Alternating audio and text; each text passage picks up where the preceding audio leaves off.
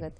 Hello doctor हा दूरदर्शन सह्याद्री वाहिनीचा आरोग्य विषयक विशेष कार्यक्रम आहे, ज्यामध्ये तुम्ही तुमच्या आरोग्य समस्यांविषयी किंवा तुमच्या आजारांविषयीचे तुमचे प्रश्न हे आमच्या तज्ञ डॉक्टरांना विचारू शकता, ते सुद्धा घरातून कुठेही न हलता फक्त फोनवरून। आजचा कार्यक्रम प्रायोजित कार्यक्रम आहे। विषय आहे पुरुष वंध्यत्व आणि संयुक्त उपचार।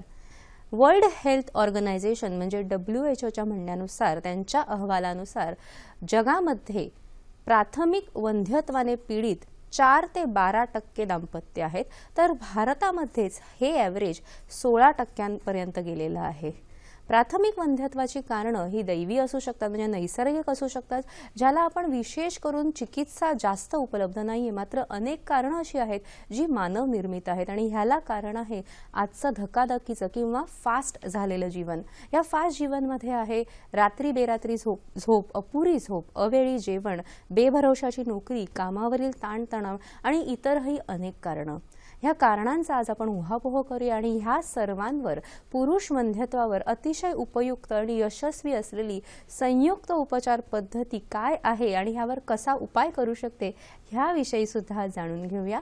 या विषयावर आपल्याला मार्गदर्शन करतील अर्थातच संयुक्त उपचार पद्धतीचे जनक आणि वेदिक्युअर वेलनेस क्लिनिक्सचे संचालक डॉक्टर अनिल पाटील।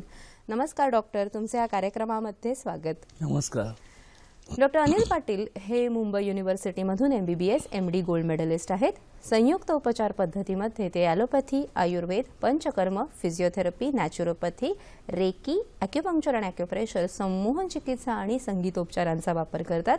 22 मार्च 2015ला पुण्याला वंध्यत्वावर त्यांनी राष्ट्रीय परिषद आयोजित केली होती आणि त्यांनी विपुल लिखाण सुद्धा विविध विषयांवर केलेलं आहे। वंध्यत्वावरील त्यांचं पुस्तक हे नुकतंच प्रकाशित झालेलं आहे आणि ते सर्व पुस्तक विक्रेत्यांकडे सहज उपलब्ध आहे। नमस्कार डॉक्टर, पुन्हा एकदा आजच्या कार्यक्रमामध्ये स्वागत। आज आपण शृंखलाच आहे आपली संयुक्त उपचार पद्धतीमधील। मागच्या कार्यक्रमात आपण स्त्री वंध्यत्वाविषयी उहापोह केला होता, यावेळेस आपण पुरुष वंध्यत्वावर बोलणार आहोत। पण आता पुन्हा एकदा सांगा की वंध्यत्व म्हणजे नेमकं काय आहे? असं आहे की लग्न झाल्यानंतर समजा स्त्री आणि पुरुष एकत्र राहत असतील आणि नियमित साधारण आठवड्यातनं मिनिमम 3 वेळा जर त्यांचा संबंध येत असेल, तर एक वर्षभर गेलं आणि तरी देखील काहीही फलनिष्पत्ती झाली नाही किंवा वंध्यत्व त्याला आपण म्हणू शकतो की जर मूल झालं नाही किंवा कन्सेप्शन झालं नाही, गर्भधारणा झाली नाही, तर आपण म्हणू शकतो की काहीतरी कारण आहे की वंध्यत्व आहे आणि त्याची कारणं मग शोधून काढायला लागतात आपल्याला। निश्चितच। आणि मागच्या कार्यक्रमामध्ये आपण अतिशय विस्तृतपणे स्त्री वंध्यत्व आणि त्यावर यशस्वी संयुक्त उपचार पद्धती याविषयी जाणून घेतलेलं आहे। यावेळेस आपण पुरुष वंध्यत्वावर जेव्हा बोलणार आहोत तेव्हा आपण सुरुवात करूया ती पुरुषांच्या जननेंद्रियांपासून। नेमकं ह्याची रचना कशी असते सर? साधारण कसं असतं की मागच्या वेळी आपण पाहिलं की स्त्रियांची जननेंद्रिय ही आतमध्ये असतात, त्यामुळे बाहेरून फक्त योनीद्वार दिसतं, बाकी काहीच दिसत नाही। पण पुरुषांची जननेंद्रिय मॅक्सिमम बाहेरच असतात, त्याच्यामुळे आपल्याला शिश्न आणि वृषण हे बाहेरून दिसू शकतं आणि त्याचं जर एक्झामिनेशन केलं तर आपल्याला आणखीन काही गोष्टी पाल्पेट करता येतात, जसं एपिडिडायमिस आहे किंवा वास डिफरन्स किंवा शुक्रनलिका ज्याला आपण म्हणतो। पुरुषांमध्ये मूत्रनलिका, मूत्रवाहिनी आणि शुक्रवाहिनी एकच आहे, म्हणजे जसं स्त्रियांमध्ये योनीद्वार वेगळं असतं आणि मूत्रमार्ग वेगळा असतो, पण तसं पुरुषांमध्ये दोन्ही एकच आहे। आणि आतमध्ये गेल्यानंतर एक प्रोस्टेट नावाची ग्रंथी ही फार महत्त्वाची ग्रंथी आहे। तर बाकी आतून एक ती शुक्रनलिका आतमध्ये, प्रोस्टेट त्याच्या बाजूला असते आणि मूत्रमार्ग आणि शुक्रवाहिनी एकच असल्यामुळे ती बाहेर शिश्नाद्वारे बाहेर पडते। त्याच्यामुळे ज्या मार्गाने मूत्र बाहेर पडतात त्याच मार्गाने संभोग समय वीर्य बाहेर पडतं। हा एक। आणि सर, जेव्हा आपण पुरुष जननेंद्रियांविषयी जाणून घेतलं, नेमकी पुरुष वंध्यत्वाची कारणं कोणती आहेत हे आपण सांगू शकता का? सर्वात महत्त्वाचं म्हणजे आता मी सांगतो की वैदिकमध्ये कधी जोडपं आलं तर सुरुवातीला आपण पुरुषाची तपासणी करतो। जनरली काय असतं की वंध्यत्वाचा ठपका स्त्रीवर जास्त मारला जातो, पण सर्वांना सांगण्याची गोष्ट अशी की पुरुषांमध्ये इक्वल प्रमाण आहे, तेवढंच प्रमाण आहे की जेवढं स्त्रियांमध्ये वंध्यत्वाचं कारण असतं. तर विविध कारणं आपल्याला सांगता येतील. आपण सर कारणांविषयी जाणून घेऊ. आपण आपल्याला कार्यक्रमातला पहिला प्रश्न आलेला आहे. पंकज प्रश्न विचारतायत जळगाववरून. नमस्कार पंकज भाऊ, बोला. हा मॅडम नमस्कार. डॉक्टर नमस्कार, बोला. मॅडम मला असा प्रश्न विचारायचा होता की 2005 मध्ये मी चेकिंग केली तर ऑलिगोस्पर्मिया प्रॉब्लेम सांगितला डॉक्टरांनी. तर तोपर्यंत काही इलाज केला मी, तर आता इलाज केला तर पूर्ण क्लिअर होऊ शकेल का आजार? तुमचं वय किती आहे पंकज? 29. 29 वर्षांचा आहे. सर काही विचारायचा आहे प्रश्न? अजूस्पर्मिया, ऑलिगोस्पर्मिया आहे ना तुम्हाला? अजूस्पर्मिया सांगितलं पंकज. ऑलिगोस्पर्मिया आहे. ठीक आहे, धन्यवाद पंकज. नक्कीच सर, ऑलिगोस्पर्मिया आहे आणि ह्याविषयी सुद्धा आम्हाला जाणून घ्यायला आवडेल. पण आपण काय करूया की ऑलिगोस्पर्मिया हा विषय आपण पुढे घेणारच आहोत. पंकज तुमच्या प्रश्नाला सर पुढे उत्तर देतीलच. आपण पहिले कारण जाणून घेऊया आणि मग पुढे ऑलिगोस्पर्मिया या विषयाकडे वळूया सर. सांगायचं फक्त एकाच वाक्यात उत्तर देतो की ऑलिगोस्पर्मियाला खात्रीलायक ट्रीटमेंट संयुक्त उपचार पद्धतीमध्ये आहे. तेव्हा संपूर्ण प्रोग्राम व्यवस्थित पहा आणि निश्चितच तुमचा प्रॉब्लेम संयुक्त उपचार पद्धतीने सॉल्व्ह होऊ शकेल. निश्चितच सर, पुरुष वंध्यत्वाची जी कारण आहे त्याच्याविषयी आपण आता जाणून घेऊया. अडथळे काय आहेत अपत्यप्राप्तीमधील? आता सर्वात महत्वाची गोष्ट म्हणजे पुरुषाची डेव्हलपमेंट व्यवस्थित झाली आहे की नाही हा सुरुवातीचा प्रश्न आहे. म्हणजे काही हार्मोन्स असतात जसे FSH, LH, टेस्टोस्टेरॉन, ह्यांचं प्रमाण व्यवस्थित असावं लागतं. जर त्यांचं प्रमाण व्यवस्थित असेल तर पुरुषाची जी जननेंद्रियाची डेव्हलपमेंट आहे किंवा पौरुषत्व ज्याला आपण म्हणतो की 16व्या वर्षी मिसरूड फुटणे, आवाज जरा डीप किंवा जरा घोगरा पुरुषी आवाज होणे वगैरे वगैरे, मसल डेव्हलपमेंट होणे, ह्या सगळ्या गोष्टी आपल्याला दिसून येतात. आणि त्याचबरोबर जननेंद्रियाची वाढ होणे, वृषणांची साईज वाढते. तर हे व्यवस्थित झालंय की नाही हे पहिलं बघा. हे झालं नसेल तर हायपोगोनॅडिझम नावाचा एक रोग आहे की ज्याच्यामध्ये लिंगाची, शिश्नाची साईज ही छोटी राहते, वृषणांची साईज छोटी राहते आणि हार्मोन्सचा प्रॉब्लेम असतो. टेस्टोस्टेरॉनची लेवल कमी असते, FSH, LH, FSH कदाचित खूप जास्त वाढलेला असतो. तर ह्या गोष्टी आहेत की नाही हे सुरुवातीला आपण पाहतोय. एक महत्वाचं कारण आहे ते लगेच आपल्याला पुरुषाकडे पाहिल्यावर त्याच्यात डेव्हलपमेंट झाली आहे की नाही, ह्यावरून हार्मोन्सचा प्रॉब्लेम आहे की नाही हे पटकन कळू शकतो.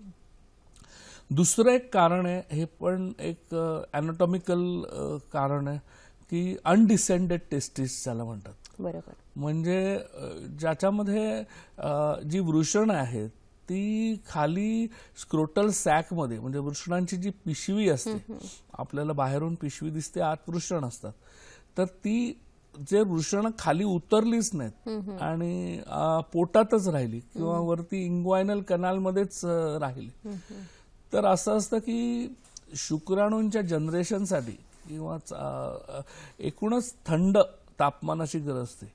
त्याच्यामुळे वृषण हे नेहमी बाहेर असतात लटकत आणि त्यांचे जे तापमान असतं हे इतर शरीरापेक्षा एक साधारण 1-2 डिग्री कमीच असतं आणि त्याच्यामुळे त्याच्यात शुक्राणू निर्मिती होत असते. पण समजा वरतीच राहिल्या वृषण काही कारणामुळे आतमध्ये, कंजनायटल म्हणजे जन्मतःच, तर काय होतं की आतमधलं तापमान जास्त असल्यामुळे आणि पुन्हा वाढ त्याची कधी कधी होत नाही आतमध्ये इंग्वायनल कनालमध्ये राहिल्यामुळे, मग अशी जी वृषण असतात ती कामाची नसतात, म्हणजे त्याच्यामध्ये शुक्राणू निर्मिती होत नाही. आणि त्याच्यानंतर समजा एखाद्या ऑपरेशनने आपण ते काढून आत ठेवली तरी जेवढं लवकर ऑपरेशन होईल तेवढं चांगलं असतं. कारण पण लहानपणी आपण काय सहसा ह्या गोष्टी पाहतोच असं नाही किंवा सगळे डॉक्टर पाहतातच असं नाही. त्यामुळे वेळेवर जर डायग्नोसिस झाला आणि ते खाली आले तर कदाचित त्याच्यामध्ये शुक्र निर्मिती चालू होईल, पण उशिरा लक्षात आलं आणि नंतर ऑपरेशन केलं तर कदाचित त्याच्यात शुक्राणू निर्मिती होत नाही. तर हा एक दुसरा मोठं कारण आहे अनडिसेंडेड टेस्टिस म्हणून आहे. तिसरी आणखीन बरीच कारणं सांगता येतील की समजा आता शुक्र निर्मिती होते वृषणांमध्ये, तर वृषणांमधून जी शुक्रनलिका जाते किंवा एपिडिडायमिस आहे जिथे ते शुक्र स्टोअर केले जातात शुक्राणू आणि तिथून मग पुढे पाठवले जातात तर त्याच्यामध्ये त्या शुक्रनलिकेमध्ये काही अडथळा असेल काही कारणामुळे, त्याला ऑब्स्ट्रक्टिव्ह अझोस्पर्मिया असं म्हणतात. अच्छा. म्हणजे असं आहे की वृषणांमध्ये शुक्रनिर्मिती तर होते, पण पुढे ते जाऊ नाही शकत आहे अडथळ्यामुळे, काही कारणामुळे. तर अशा वेळी म्हणजे वंध्यत्व होऊ शकतं की तो अडथळा असल्यामुळे. ओके. म्हणूनच एखाद्याला प्रॉब्लेम असेल तर आपल्याला सोनोग्राफी करून पाहायला लागते की त्याच्यामध्ये काही अडथळा आहे किंवा नाहीये, बरोबर. काय झालेलं आहे. बरोबर. इतरही कोणत्या कोणत्या समस्या असू शकतात, कारण काय असू शकतात? हा, इतर कारण आता हा ऑब्स्ट्रक्टिव्ह बद्दल मी तुला सांगितलं. आता जननेंद्रियाचा जंतू संसर्ग, अच्छा. म्हणजे काही कारणामुळे पायोजेनिक इन्फेक्शन असेल ओके. तर आपल्याला वीर्यामध्ये पस सेल्स दिसतात जास्त. अच्छा. आणि अशा वेळी खूप जास्त प्रमाणात जर इन्फेक्शन असेल तर आतमध्ये शुक्र निर्मिती होत नाही किंवा थांबते. तर अशा वेळी आपल्याला पाहावं लागतं की तो जंतू संसर्गाला आपल्याला व्यवस्थित प्रतिजैविके वगैरे देऊन ट्रीटमेंट करावी लागते. आणि ती ट्रीटमेंट केल्यानंतर मग तो जंतू संसर्ग समजा जर कमी झाला तर आपल्याला पुन्हा शुक्र निर्मिती होताना दिसते. सर, आपल्याला पुढचा प्रश्न आलेला आहे. निशांत प्रश्न विचारतायत यवतमाळवरून. नमस्कार निशांतजी, बोला. हॅलो. हा मॅडम, यवतमाळवरून ईशान बागेकर बोलत आहे. नमस्कार विशांतजी, बोला. मॅडम, मी शुक्राणूसाठी आहारामध्ये काय घ्यायला पाहिजे? विशेष काही म्हणजे सहज विचारलेलं आहे का विशेष समस्या आहे तुम्हाला शुक्राणूंची, त्यासाठी तुम्ही विचारलेलं आहे? नाही मॅडम, मी कसं जनरल विचारत आहे मॅडम. मी फार्मासिस्ट आहे.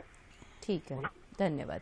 सर, आहाराविषयी त्यांचा प्रश्न आहे, काय सांगाल? शुक्र धातू अर्थात आहाराबद्दल पुढची एक स्लाइड आहे. हवं तर मी आपण आता स्लाइड बघू शकतो. ती शुक्राणूंची जी स्लाइड आहे, शुक्राणूंच्या वाढीसाठी आहार कोणता योग्य असला पाहिजे त्याविषयी आपण जाणून घेऊया. पुरुषांसाठी योग्य आहार म्हणजे उडीद, दूध आणि तूप. हा सर्वात, कारण उडीदमध्ये प्रोटीन्स असतात, दुधामध्ये कॅल्शियम असतं.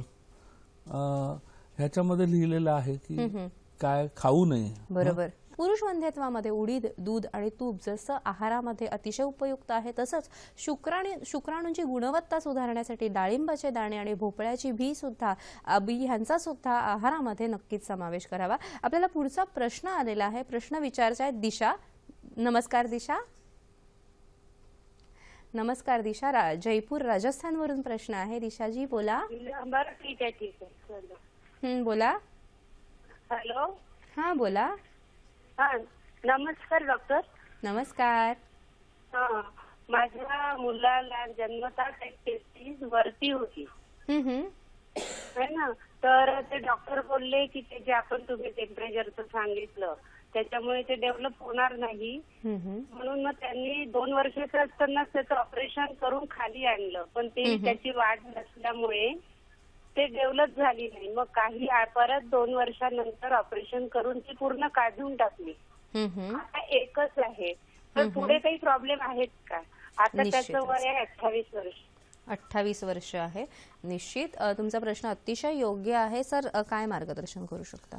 आपण सिमेन अनालिसिस करून पाहू शकतो, वीर्याची तपासणी, की एक्झॅक्टली काय पर्सेंटेज आहे किंवा काय त्याच्यामध्ये दोष आहे का, आणि दोष असेल तर ट्रीटमेंट करू शकतो त्याची. आणि सांगायची गोष्ट अशी की निसर्गाने मुद्दामून योजना केलेली असते की समजा एक डोळा फुटला तर एका डोळ्याने दिसतं, एक कान फुटला तर दुसऱ्या कानाने ऐकू येतं, एक किडनी गेली तर दुसऱ्या. तसंच त्या वृषणांचं आहे. एक वृषण काम करत नसेल, दुसरं वृषण जरी काम करत असेल तरी देखील ॲडिक्वेट काउंट असू शकतो, म्हणजे ज्याने वंध्यत्व होणार नाही. पण त्याच्यासाठी तपासणी करून आपल्याला पाहायलाच लागेल की एक्झॅक्टली काय परिस्थिती आहे, आणि त्याच्यानंतरच कॉमेंट करता येईल की वंध्यत्व आहे किंवा नाही. पण अतिशय दिलासाजनक आहे की एका वृषणावर सुद्धा शुक्राणूंची निर्मिती आवश्यक तेवढी असते. ही एक अतिशय दिलासाजनक बाब मला वाटतं दिशाला तुम्ही सांगितलेली आहे. सर, आपण पुढे पुन्हा काय खावं काय खाऊ नये या विषयाकडे, मग आजचा जो प्रश्न होता त्याच्याकडे वळूया. हा, तर सर्वात महत्वाचं ही स्लाइड जरा दाखवतो मी. प्रोटीन्स फार महत्वाचे असतात ह्याच्यामध्ये उडीद, सोयाबीन हे फार महत्वाचं आहे. सुका मेवा खूप महत्वाचा आहे. म्हणजे यात सगळ्यात मी खजूर डाळिंब, अक्रोड, खजूर, पिस्ता खाण्याचा सल्ला देतो. दुधाचे पदार्थ खूप चांगले. कांदा आणि लसूण हे फार महत्वाचं आहे शुक्राणूच्या डेव्हलपमेंटसाठी एकूणच. आणि मांसाहार देखील उपयुक्त आहे, ज्याच्यामुळे शुक्राणूची वाढ चांगल्या प्रकारे होऊ शकते किंवा शुक्र धातू एकूण पुष्ट होतो त्याच्यामुळे. तर एवढं आहारामध्ये जर पाळलं तर कमी प्रमाण असतं की मग त्यांच्यामध्ये शुक्राणू अल्पता वगैरे किंवा शुक्र धातू कमी असेल असं. इतरही अपत्यप्राप्तीमधील अडथळे कोणते आहेत सर? आता आपण जंतू संसर्गाबद्दल बोललो आणि दुसरं एक म्हणजे वीर्याचं जे कंपोजिशन आहे ह्याच्यामध्ये आपल्याला पाहावं लागतं की वीर्यामध्ये फ्रक्टोज नावाची जी शुगर आहे, प्रोस्टाग्लॅन्डिन्स आहेत, अशा काही फार महत्वाच्या गोष्टी आहेत की जे शुक्राणूंचं पोषण करतात.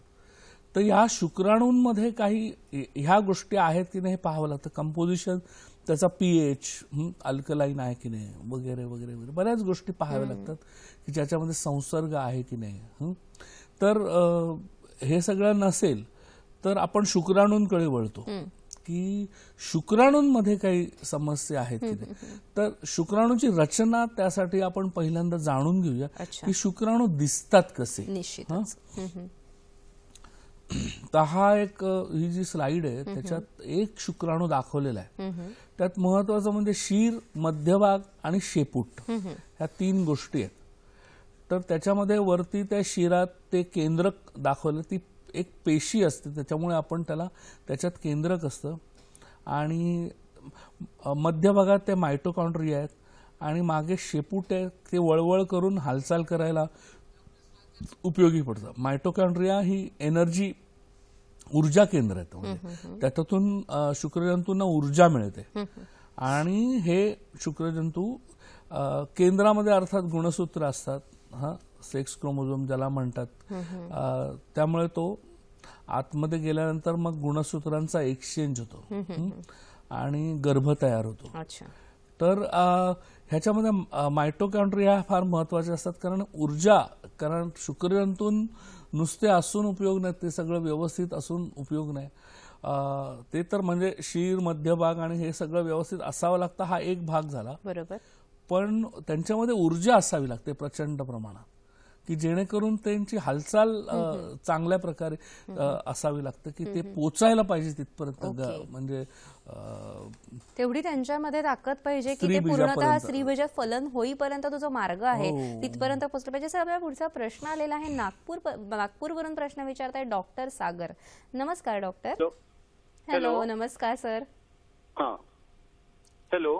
नमस्कार. आपला बोलत आहे नागपूरवरून. हो, नमस्कार. माझ्याकडे बरेचसे पेशंट येतात सर, इरेक्टाईल डिस्फंक्शन आणि प्रीमॅच्युअर इजॅक्युलेशनचे. तर त्यांना ॲलोपॅथीची ट्रीटमेंट वगैरे दिली तर काही दिवस आराम वाटतो, पण परत मग त्यांना तोच प्रॉब्लेम होतो. कधी म्हणजे प्रेग्नन्सी कधी कधी राहते, कधी लवकर राहत नाही. त्याच्यामुळे मला सरांना थोडंसं ट्रीटमेंट, त्याची चांगली ट्रीटमेंट काय घ्यायला पाहिजे ते विचारायचं. इरेक्टाईल डिस्फंक्शन आणि प्रीमॅच्युअर इजॅक्युलेशन. निश्चित सर, आपण त्या प्रश्नाकडे वळूया. सर, काय मार्गदर्शन कराल तुम्ही? आता इरेक्टाईल डिस्फंक्शन आणि प्रीमॅच्युअर इजॅक्युलेशन हे 2 वेगवेगळे आहेत.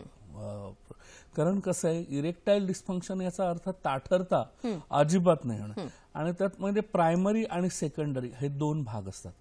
प्रायमरी म्हणजे आयुष्यात कधीच ताठरता आली नाही आणि संभोग शक्यच झाला नाही, हा एक भाग झाला. आणि त्याच्यामध्ये सुद्धा 2 भाग असे आहेत की फिजिकल आणि सायकोलॉजिकल. म्हणजे एखाद्या भौतिक कारणामुळे, फिजिकल शारीरिक कारणामुळे त्याला ताठरता येत नसेल, हा एक भाग झाला, किंवा मानसिक कारणामुळे. तर तो म्हणजे प्रायमरी इम्पॉर्टन्स ज्याला म्हणतात की प्राथमिक, तर तो शारीरिक आहे की मानसिक आहे याचं डायग्नोसिस आपल्याला पहिलं करावं लागतो. आणि डायग्नोसिस केल्यावर आपल्याला ते कळतं. आता ही सेकंडरी इम्पॉर्टन्सची कारणं लिहिलेली आहेत की एखाद्याला हृदयरोग असेल, रक्तामध्ये चरबी जास्त वाढलेली असेल, ट्रायग्लिसराईडचं प्रमाण वाढलं.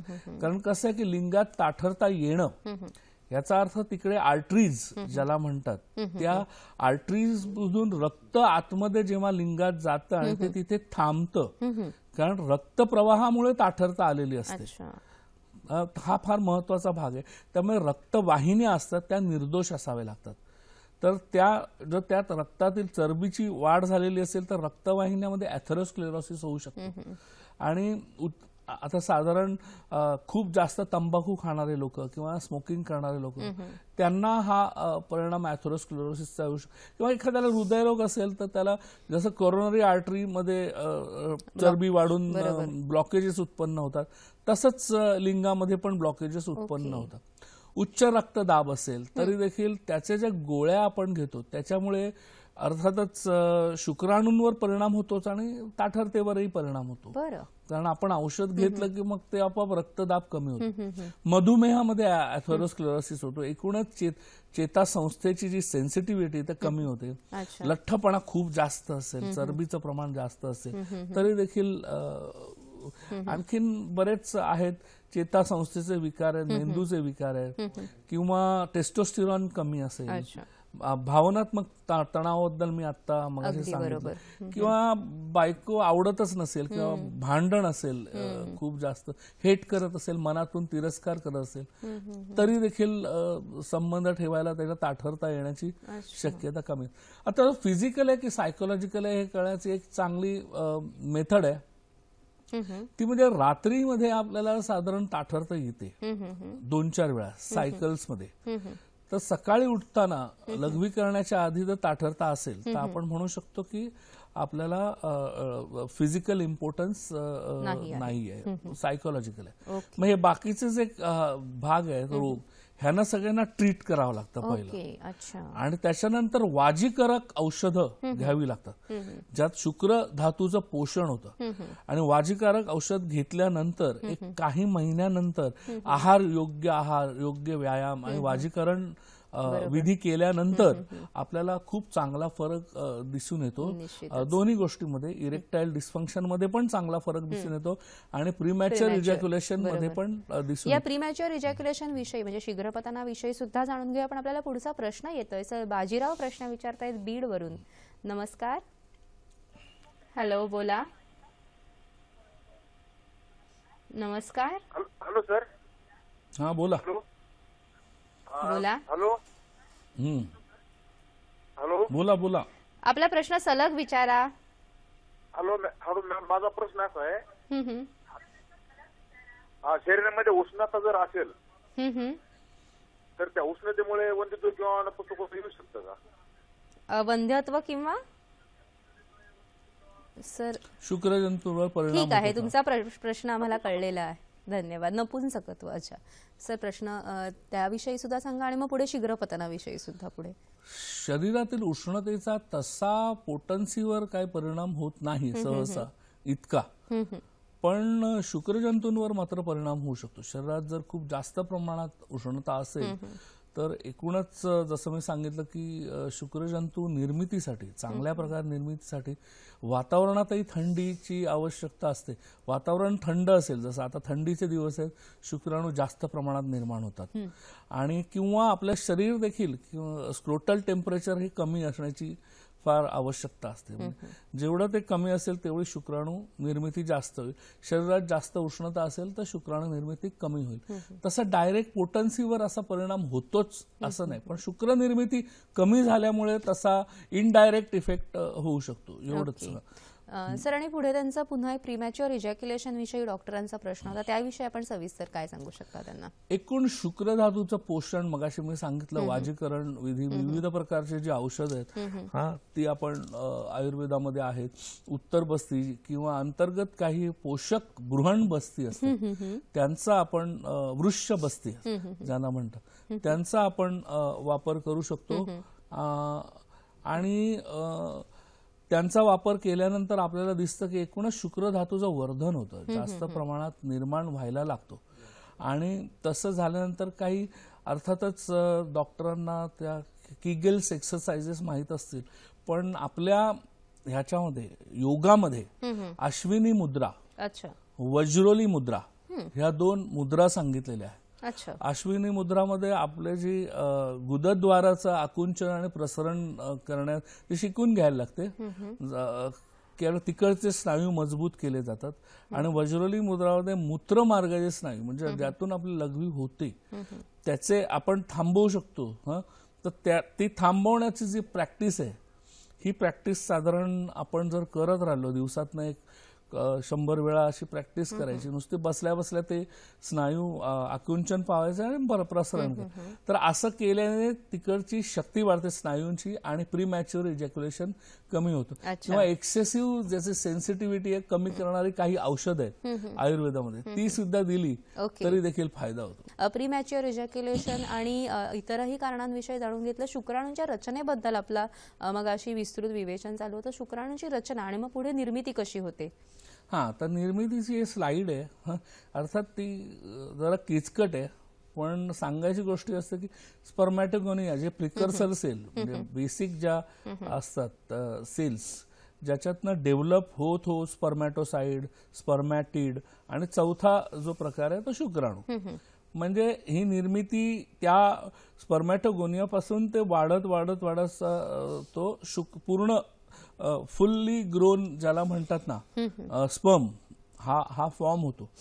तर ह्याला एक साधारण बरेच दिवस लागतात. स्टेम सेल पासून शुक्राणूपर्यंत 74 दिवस वगैरे वगैरे वगैरे करून मग स्पर्मॅटोसाइट पासून शुक्राणू निर्मितीला 25 दिवस असं. अर्थात इव्हन आयुर्वेदामध्ये पण सांगताना रसरक्त मांस मेद अस्थि मज्जा शुक्र अगदी बरोबर हा 7वा धातू निर्माण व्हायला या रसापासून शुक्र निर्मिती व्हायला या बऱ्याच अवस्थांमधनं जावं लागतं आणि त्याच्यानंतर शेवटी तो फॉर्म. अगदी बोलताना असंही सांगतात की प्रत्येकाला एक आठवडा दिला तर साधारण 7 आठवडे लागतात शुक्राणू निर्मिती व्हायला. आपल्याला पुढचा प्रश्न आहे. ज्ञानेश्वर प्रश्न विचारतायत औरंगाबादवरून. नमस्कार ज्ञानेश्वरजी, बोला. हॅलो, नमस्कार, बोला, आपला प्रश्न सलग विचारा. नमस्कार मॅडम, माझ्या भावाच्या लग्नाला 5 वर्ष पूर्ण झालेली आहे. तर त्यांना मूल बाळ नाहीये. त्यांनी रिपोर्ट काढलेली examination of the seminal fluid त्यांना अल्कलाइन 8.0 आहे आणि प्रेझेंटेशन मोर्टॅलिटी 55% आणि 5 आणि रिमार्क आहे ऑलिगोस्पेर्मिया. ठीक आहे. तुमचा प्रश्न विचारलेला तुम्ही अतिशय योग्य प्रश्न विचारलेला आहे.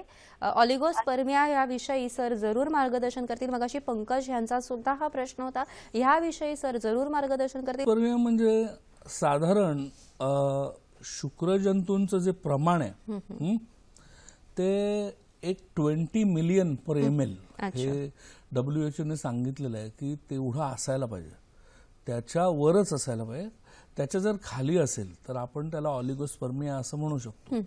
म्हणजे पूर्वी तर आपण 40 ते 60 मिलियन असं धरायचो की तेवढं तरी ते असायला पाहिजे किंवा त्याच्याशिवाय तर तसं असेल तर वंध्यत्व असण्याची शक्यता असते. तर ह्या ऑलिगोस्पर्मियामध्ये आपण पाहू शकतो म्हणजे सिमेन अनालिसिस करून की किती प्रमाणात तो दोष आहे आणि त्यानुसार एक खास ट्रीटमेंट आहे पंचकर्मामध्ये, त्याला उत्तर बस्ती असं म्हणतात. तर उत्तर बस्तीमध्ये खास काही घृत मेडिकेटेड ऑइल्स किंवा मेडिकेटेड घी ज्याला आपण म्हणता येईल तर ती एक रबरी नलिकेच्या साह्याने आपण शिश्नद्वारातून किंवा मूत्र मार्गातून आपण ते आत सोडतो आणि त्याच्यामुळे शुक्राणूंचं पोषण होतं आतमध्ये आणि त्यांचं डायरेक्ट पोषण झाल्यामुळे त्याचबरोबर काही वाजीकारक औषध जसं अश्वगंधा आहे त्या प्रकारची काही औषधं आहेत की जी वाजीकारक आहेत ते किंवा शुक्रवर्धक किंवा वृक्ष अशी औषधं आहेत तर त्यांचा वापर केला जातो. ॲक्युपंक्चरचा वापर केला जातो. ह्या 2-3 गोष्टी जर एकत्र केल्या, आहारावर जर नीट लक्ष दिलं तर निश्चितच 80 ते 90% शक्यता आहे की ऑलिगोस्पर्मिया कंप्लीट बरा होतो. आणि अशा प्रकारे संयुक्त उपचार करणं त्याच्यासाठी गरजेचं आहे ज्याच्यामध्ये उत्तरबस्ती, वाजीकारक औषधं, ॲक्युपंक्चर आणि आहार ह्या सर्वांचा एकत्रित संयुक्त उपाय असा झाला पाहिजे मला वाटतं. तर आपण अतिशय उपयुक्त अशी ही ट्रीटमेंट करू शकू. म्हणजे नुसतंच आयुर्वेद म्हणून मी औषधं घ्यायला गेलो आणि म्हटलं की लगेच माझं होईल तर चुकीचं आहे. बरोबर. म्हणून संयुक्त उपचार सर्वश्रेष्ठ यासाठीच आहेत की ते विविध पाथींचा ज्यात काय बेस्ट आहे त्या सगळ्याचा एकत्रितपणे वापर होतो निश्चितच. आणि म्हणून रिझल्ट मिळण्याची शक्यता संयुक्त उपचारामध्ये मॅक्सिमम असते. सर, शुक्राणूंचे इतर कोणकोणते विकार असू शकतात? हा, जसं हे मी ऑलिगोस्पर्मियाबद्दल आता आपण बोललो, तर त्याचप्रमाणे शुक्राणूंची अल्पगतिशीलता किंवा ॲस्थेनोझोस्पर्मिया, म्हणजे ते तेवढे फास्ट नाहीत. तर त्याच्याप्रमाणे त्यांच्या ग्रेड्स केल्या आहेत, ग्रेड 1 to ग्रेड 4. ओके. तर ग्रेड 4चे जे असतात ते सर्वात जास्त पॉवरफुल शुक्राणू असतात, म्हणजे ते फार जोरात पळतात. तर ती त्याच्यानंतरची ग्रेड 3 आहे. त्यानंतर ग्रेड 2 आणि ग्रेड 1 म्हणजे जवळजवळ ते हालचाल खूप कमी असते. तर ग्रेड 4चे आहेत ते कमीत कमी 20% असायला पाहिजे संपूर्ण ह्याच्यामध्ये. जर तसं असेल तर शक्यता जी असते गर्भधारणेची ती खूप जास्त असते. कारण असं आहे की एखाद्या पुरुषाला मैलोनमैल पळायला सांगितलं तर त्याच्यात किती शक्ती असायला पाहिजे. तर त्याचप्रमाणे शुक्रजंतूंना मैलोनमैल पळावं म्हणजे तेवढंच ते अंतर त्यांच्या साईज प्रमाणे त्यांना कापावं लागतं आतमध्ये गर्भाशयामध्ये, आणि ते पण फास्ट कापावं लागतं. कारण त्याच्यानंतर नाहीतर फार काळ काय ते स्त्रीबीज राहत नाही वाट पाहत त्याची. फक्त 24 तास. हो, तर तेवढ्या वेळात ते तिथपर्यंत पोचले पाहिजेत आणि गर्भधारणा तर होण्याची शक्यता असते. तर हा एक ॲस्थेनोझोस्पर्मिया हा एक भाग झाला. त्याचप्रमाणे मगाशी मी शुक्रजंतूंची रचना दाखवली. समजा आपल्याला असं दिसलं की एखाद्याला 2 डोकी आहेत किंवा 2-3-4 शेपटे आहेत किंवा मधला भाग विकृत आहे, असं काहीतरी शुक्राणू निर्माण व्हायला लागले, तर हे शुक्राणू एकतर गर्भधारणा करण्यास असमर्थ असतात किंवा मग विकृत गर्भ निर्माण होण्याची शक्यता असते की जो पुढे टिकत नाही. त्याच्यामुळे जर जास्त प्रमाणात विकृती, ज्याला ॲबनॉर्मल स्पर्म्स असं म्हणतात, जास्त प्रमाणात असतील तर तरी देखील वंध्यत्व म्हणजे काउंट भरपूर असतो पण विकृत असतात ते. त्याला टेराटोझोस्पर्मिया असं इंग्लिशमध्ये आपण म्हणतो, पण त्याचा अर्थ तोच आहे की विकृत शुक्राणू. सोप्या शब्दात. हा, चौथा म्हणजे शुक्राणूच नाहीत. म्हणजे मी मगाशी 4 डेव्हलपमेंटच्या स्टेजेस सांगितल्या, स्पर्मॅटोगोनिया, स्पर्मॅटिड वगैरे वगैरे, स्पर्मॅटोसाइड. तर इथून ते पूर्ण स्पर्म निर्माण होईपर्यंत, मॅच्युअर स्पर्म ज्याला म्हणतो, निर्माण जर झाला नाही किंवा मध्येच कुठेतरी अडकलंय तर आपल्याला अशुक्राणुता दिसून येते. मगाशी एका वेळी मी ऑब्स्ट्रक्टिव्ह अझोस्पर्मियाबद्दल पण सांगितलं. बरोबर. म्हणजे अझोस्पर्मिया आहे पण ऑब्स्ट्रक्टिव्ह आहे. सर, आपण पुढचा प्रश्न घेऊया. प्रियांका प्रश्न विचारत आहेत कल्याणवरून. नमस्कार प्रियांका. हॅलो. हा, नमस्कार मॅडम. नमस्कार. मी प्रियांका पाटील बोलते. माझ्या लग्नाला 2 वर्ष झालेली आहेत आणि माझ्या मिस्टरांची शुक्राणूंची संख्या फार कमी आहे आणि त्यांना सोनोग्राफी करायला सांगितली डॉक्टरांनी, तर त्याच्यात व्हेरिकोसेल्स म्हणून प्रॉब्लेम आलेला आहे. तर त्याच्यावर ऑपरेशन हा एक पर्याय आहे का, गोळ्यांनी तो प्रॉब्लेम सॉल्व्ह होऊ शकतो? ठीक आहे, योग्य प्रश्न विचारलेला आहे. आणि त्याच्यावर काही उपचार असतील तर ते देखील सांगा. ठीक आहे, निश्चितच प्रियांका, अतिशय चांगला प्रश्न विचारलेला आहे. आपण पुढे या विषयावर उहापोह करणारच होतो. सर, काय सांगू शकता व्हेरिकोसील या विषयावर? व्हेरिकोसील याचा अर्थ काय ते पहिलं समजून घ्यायला पाहिजे. आपल्याला जसे मूळव्याध होते, म्हणजे मूळव्याध होते म्हणजे नेमकं काय होतं, शरीरामध्ये जास्त प्रमाणात उष्णता जेव्हा असते तेव्हा किंवा आपण जास्त प्रमाणात तिखट खात असू, उष्ण पदार्थ खात असू, तर आपल्याला दिसतं की काही जणांना मूळव्याधाचा त्रास होतो, म्हणजे रक्त पडतं किंवा दुखतं, शौचा वाटे रक्त पडतं, हा एक भाग झाला. तिथे स्वेलिंग असतं किंवा सूज निर्माण होते गुदद्वाराच्या जागी, तर त्याला आपण मूळव्याध असं म्हणतो. पण नेमकं रक्त पडतं म्हणजे होतं काय, तर आजूबाजूला ज्या शिरा असतात त्यांची जाळी तयार झालेली असते.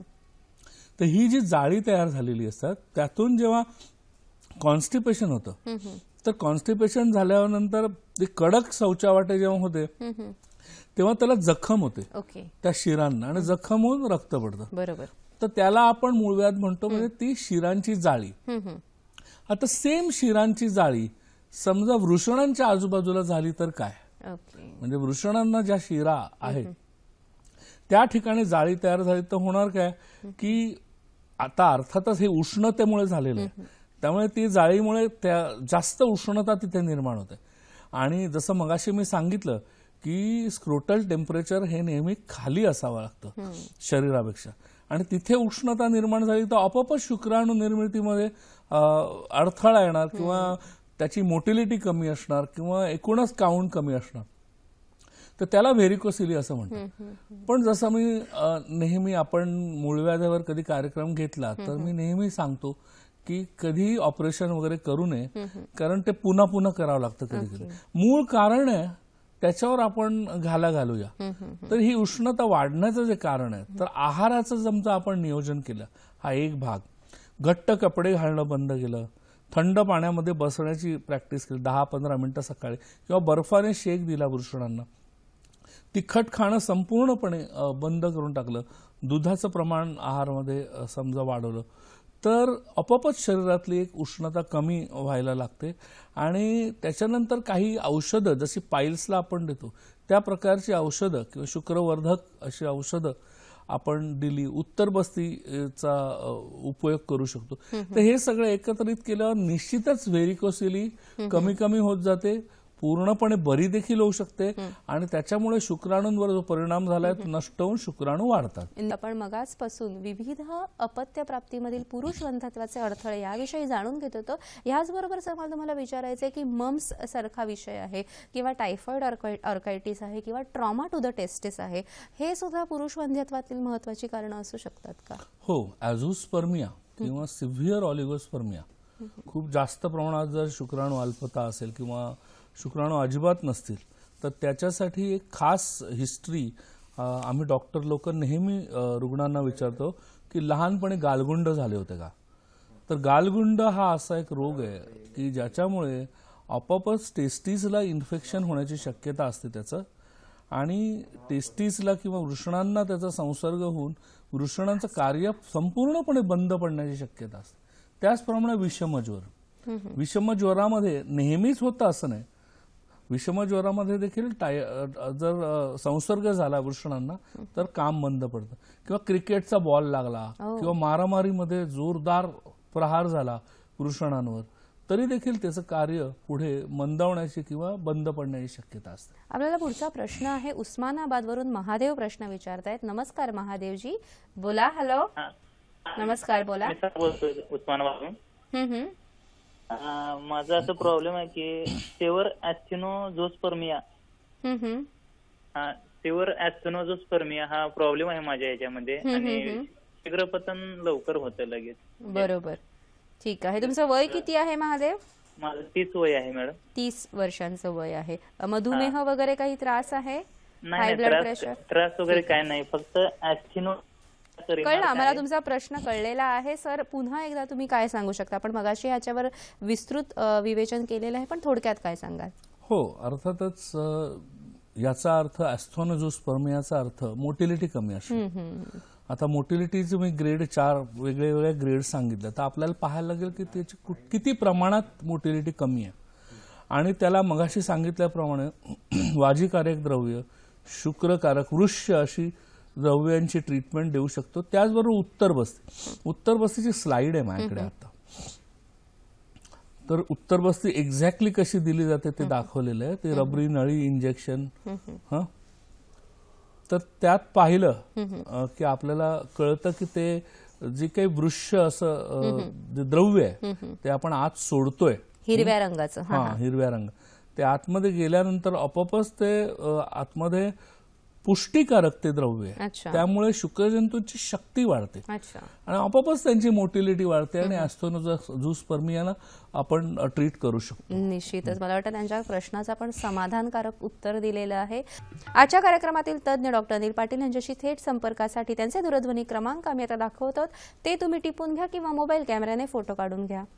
दादर 022 2430 3521, ठाणे 7506 6606 18, विरार 9422 328622 आणि वेबसाईट www.vedicure.com. आजचा कार्यक्रम तुम्हाला कसा वाटला हे सुद्धा जाणून घेण्याची आम्हाला उत्सुकता आहे. याशिवाय ज्या डॉक्टर्सना आमच्या कार्यक्रमात प्रायोजित कार्यक्रम करायचा असेल त्यांनी आम्हाला जरूर संपर्क साधावा. आमचा पत्ता आहे निर्माती हॅलो डॉक्टर, दूरदर्शन केंद्र, वरळी, मुंबई 400030. ईमेल आहे आमचा hello.drdkmumbai@gmail.com. facebook.com/ddsahyadri.in वर तुम्ही तुमच्या कमेंट्स आम्हाला पाठवू शकता. याशिवाय youtube.com/user/ddsahyadri यावर तुम्ही हा कार्यक्रम पुन्हा बघू शकता.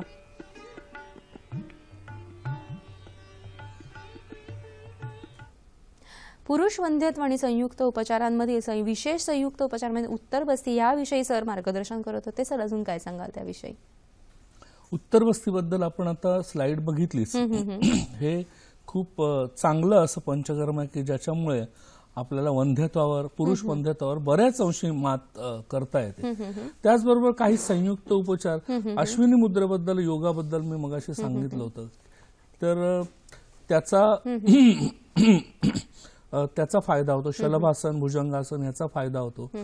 काही योगासन, इतर वज्रासन, योगमुद्रा, पवनमुक्तासन ह्याचा फायदा होतो. आयुर्वेदिक औषधे अश्वगंधा, शतावरी सारखी खूप उपयुक्त आहेत. ही देखील काही शिलाजीत, मुसळी सारखी औषधे उपयुक्त आहेत. तर त्यामध्ये खास करून आपल्याला सफेद मुसळी ह्याचा म्हणजे त्याला देशी वयाग्रा बोललं जातं, तर त्याचा फायदा इरेक्टाईल डिस्फंक्शन म्हणजे लिंग ताठरता न येणं ह्याच्यामध्ये खूप जास्त प्रमाणात येताना दिसतो सध्या. तर बाकी शिलाजीत बद्दल सर्वांना माहितीच आहे, ते हिमालयामध्ये जो मिळू शकतो. बाकी आहाराबद्दल आपण मगाशी बोललो, पण काय खाऊ नये ह्याच्याबद्दल आपण बोललो नव्हतो. तर त्याची स्लाइड पण मी दिलेली आहे की बाबा साधारण हा म्हणजे खाऊ नये म्हणजे ह्याचं प्रमाण जरा कमी ठेवावं. बरोबर. म्हणजे जसं शिळे, आंबट, तिखट, बेकरीचे पदार्थ, मैद्याचे पदार्थ, आंबवलेले खूप, कोल्ड ड्रिंक्स, हे सगळं शुक्रवर्धक नाही. त्याच्यामुळे शुक्रजंतूंवर परिणाम होतो.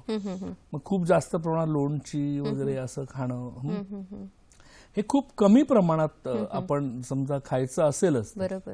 आणि मगाशी सांगितल्याप्रमाणे पौष्टिक आहार कुठला घ्यावा याच्याबद्दल आपण बोलणं. संयुक्त उपचारांमध्ये ॲक्युपंक्चर आहे किंवा वमन चिकित्सा आहे पंचकर्माची, याविषयीची तुमची स्लाइड सुद्धा आहे. या विषयावर काय सांगू शकता तुम्ही?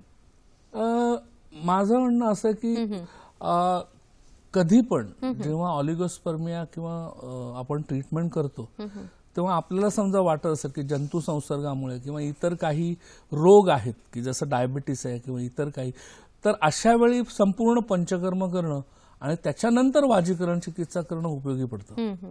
मग त्यामुळे वमन, बस्ती, विरेचन हे सर्व केलं जातं. त्यानंतर उत्तर बस्तीची चिकित्सा केली जाते.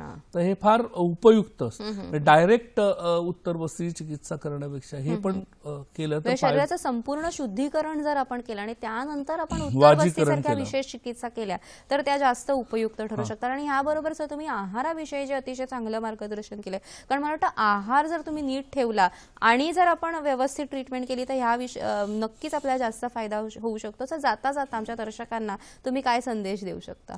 पहिलं म्हणजे ऑलिगोस्पर्मिया बद्दल निराश होण्याचं काहीच कारण नाही. अगदी ठाम अशी ट्रीटमेंट आहे, ठोस अशी ट्रीटमेंट संयुक्त उपचारांमध्ये आहे. आणि काही लोक ज्यांना ॲझोस्पर्मिया आहे, काही लोकांना आपण निश्चित गुण देऊ शकतो. सर्वांनाच देऊ शकतो ॲझोस्पर्मियामध्ये असं नाही, पण काही लोकांना निश्चित आपल्याला संयुक्त उपचारामध्ये फायदा होऊ शकतो. तेव्हा इतर ठिकाणी कुठे भटकत बसण्यापेक्षा आपल्याला निदान झालं की पटकन संयुक्त उपचार सुरू करावेत, त्यांना निश्चित फायदा होईल असं सांगतो. नैसर्गिक कारणं आहेत, ही कारणं जाणून घेणं महत्त्वाचं आहे आणि त्यावर उपाय करणं अतिशय महत्त्वाचं आहे. आणि मानव निर्मित जी कारणं आहे त्यावर हमखास ठोस उपाय संयुक्त उपचार पद्धतीमध्ये आहे. त्यामुळे ह्याचा सर्वांनी जरूर लाभ घ्यावा. पुरुष वंध्यत्वावर विविध शुक्राणूंच्या समस्या आहे, अनडिसेंडेड टेस्टिस आहे, मम्स, टायफॉइड, ऑर्कायटिस सारखे जीवाणू संसर्गाचे आहेत. अशा प्रकारच्या विविध कारणांचा आज आपण उहापोह केला आणि त्यावर संयुक्त उपचार पद्धती अतिशय उपयुक्त कशी ठरू शकते ह्याविषयी सुद्धा जाणून घेतलं. वंध्यत्वाची आपली ही शृंखला होती, त्यामध्ये मागच्या कार्यक्रमामध्ये आम्ही स्त्री वंध्यत्वावर विशेष उहापोह केला आणि त्यावरील संयुक्त उपचार पद्धती सांगितली आणि आज आपण पुरुष वंध्यत्वावरील आणि शुक्राणूंच्या समस्येवर संयुक्त उपचार पद्धती कशी लाभदायक ठरते ह्याविषयी मार्गदर्शन घेतलेलं आहे. ह्या विषयासाठी तुमचे धन्यवाद सर. डॉक्टर, तुम्ही इथे आलात आणि आमच्या दर्शकांना जी माहिती दिली त्यासाठी दूरदर्शन तर्फे तुमचे मनपूर्वक आभार.